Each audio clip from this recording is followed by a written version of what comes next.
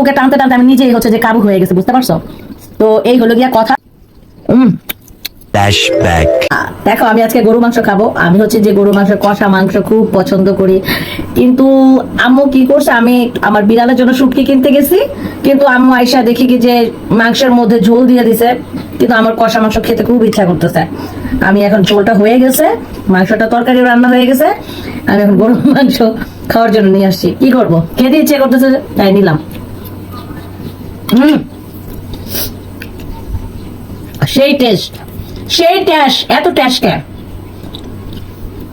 আমার একটু ঠান্ডা লাগছে, আমার কণ্ঠ শুনে বুঝতেই পারতেছ আমার ঠান্ডা লাগছে, গলা ভারী ভারী হয়ে গেছে, সর্দি লাগছে।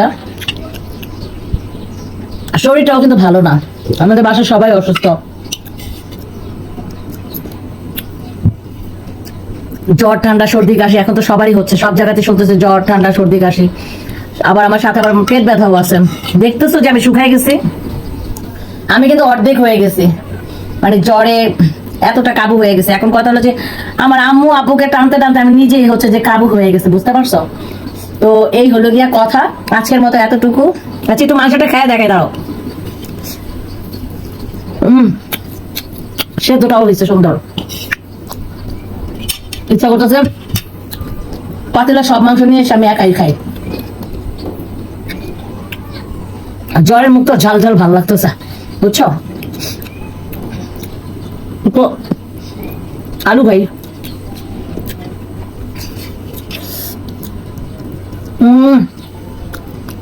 খুব মজা। একটু তেলও আনছি, তেলটা খাবো, দাঁড়াও। আচ্ছা গরু মাংসের তেল কার কার খাইতে ভালো লাগে একটু বলো তো, কমেন্ট করে জানাই তো। আমার কিন্তু গরু মাংসের তেল খাইতে অনেক ভালো লাগে। এত টেস্ট খাবো, এত খাইলে তো মোটা হয়ে যাবো, মোটা হওয়া যাবে না।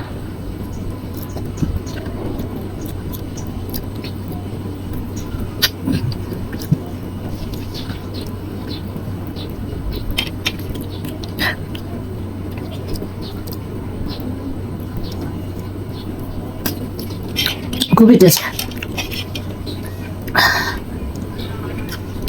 ঝাল ঝাল হয়েছে তো।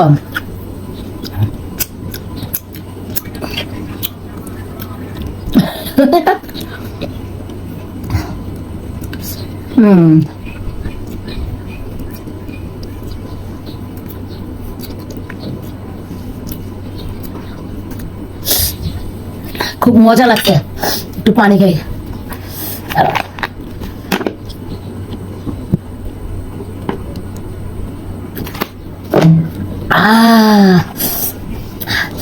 খুব মজা লাগছে, ইচ্ছা করতেছে আরো কিছু খাই, আর একটু খাই না, কিন্তু আর খাবো না।